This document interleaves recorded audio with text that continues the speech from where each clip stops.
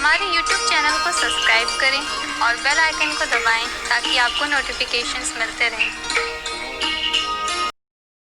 जीवन आपका सबसे बड़ा सौभाग्य। आपको क्या सौभाग्य इस जीवन इस समय मिला हुआ है, इस पर आप कभी गौर करें तो आप इस बात पर विचार मत कीजिए। आप किस बिरादरी में पैदा हुए हैं, आपका घर का मकान है कि नहीं, आप कहाँ तक पढ़े हुए हैं, आपके पास कितना कुटुंबी है, आपको सफलता मिली कि नहीं मिली, आप कैसा डिवीजन लाए, वगैरह वगैरह जो आपके पास सामान है, इस पर विचार मत कीजिए। क्या करें, एक ऐसी बड़ी चीज आपको मिली हुई है जिस नियामत के ऊपर आप बराबर गर्व अनुभव कर सकते हैं। तो क्या है वो है इंसानी जिंदगी। आदमी का जन्म इतना बड़ा सौभाग्य है कि आप इसकी कल्पना नहीं कर सकते। क्योंकि आपको मिला हुआ है इसलिए आप उसके वक्त नहीं समझते। आप समय रहते इस बात का अंदाज लगा लें कि हमको बहुमूल्य ऐसा उपहार मिला हुआ है जिसके लिए सारे संसार के प्रत्येक प्राणी को तरसना पड़ता है। आदमी को बोलने वाली जिंदगी, सोचने वाली जिंदगी, पढ़ने लिखने वाली जिंदगी, जीविका के लिए कोई एक निश्चित कोई सूत्र, खाने पीने का नियत समय, वस्तुओं के लिए सुव्यवस्था, सोने जाने का क्रम, पहनने के लिए वस्त्र, रहने के लिए मित्र मंडली, काम जीविका उपार्जन करने के लिए कोई नियत स्थान वगैरह वगैरह। इसके हिसाब से अगर आप देखें तो ये मालूम पड़ेगा कि आप दूसरे प्राणियों की तुलना में आपका और दूसरे प्राणियों के बीच में जमीन आसमान जैसा फर्क है। आपको इतनी सुविधाएं मिली हुई हैं, आप कभी एकांत में बैठ करके विचार करें तो मालूम पड़ेगा कि भगवान के पास जो कुछ भी सबसे कीमती चीज थी आपके सुपुर्द कर दिया। भगवान के खजाने को आप जाकर के कभी देखें और ये तलाश लें कि सबसे बेहतरीन चीज प्राणियों को देने के लिए इसके पास क्या हो सकती थी, तो आपको एक ही बात का पता चलेगा कि भगवान के पास सबसे कीमती दौलत, सबसे कीमती नियामत, सबसे कीमती संपदा अगर कोई है तो मनुष्य की जिंदगी। मनुष्य की जिंदगी अगर जिसको आदमी को मिल गई, समझना चाहिए भगवान का अनुग्रह पूर्ण हो गया। इससे ज्यादा भगवान के पास देने के लिए कोई ऐसी चीज नहीं है जो किसी प्राणी को दे उसको निहाल कर। आप निहाल हो गए।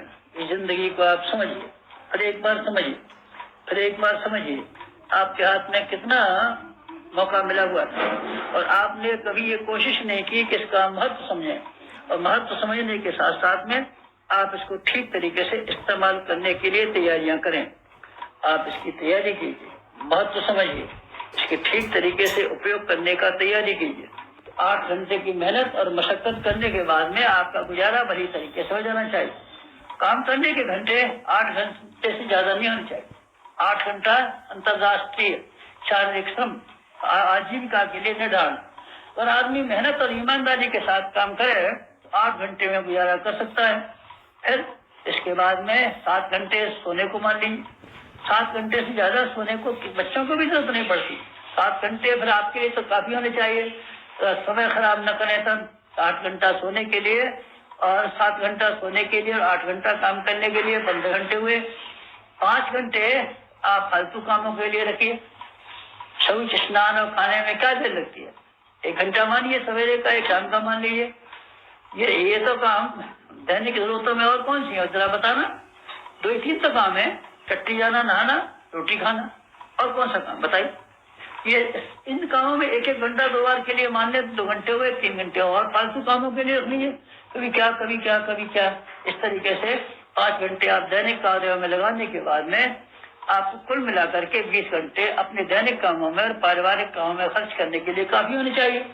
इसके बाद में जो आपके पास 4 घंटे बचते हैं आप भगवान के कामों को कर सकते हैं, जिससे कि आपकी जिंदगी सार्थक मानी जा सके, जिससे आप भगवान के दरबार में जब कभी जाएं तो सीना तान के ये कह सके हमने अपनी आत्मा का कल्याण करने के लिए और अपने परिवार का स्तर बढ़ाने के लिए और समाज में सत्प्रवृत्तियों का संवर्धन करने के लिए कोई मूल्यवान काम किए। आप ऐसे कीजिए, भगवान के दरबार में जाने की तैयारी कीजिए। अगर आपको उनको जवाब देने में समर्थ हो गए तो आप विश्वास रखिए, अभी तो आपको सामान्य प्राणियों से मनुष्य का दर्जा मिला है, कल आपको महामानव का मिल सकता है, ऋषियों का दर्जा मिल सकता है, देवात्माओं का दर्जा मिल सकता है। आप स्वर्गीय जिंदगी, अभी तो मानवीय गरिमा से लाभान्वित हुए हैं, भविष्य में आपको स्वर्गीय जिंदगी जीने का मौका मिल सकता है। आप जीवन मुक्तों के में गिने जा सकते हैं। आप सारे विश्व में भगवान के उत्तराधिकारी और युवराज कहलाने की परिस्थिति में पहुंच सकते हैं। कि कब पहुंच सकते हैं? आप जीवन का ठीक उपयोग करना सीख पाए तब।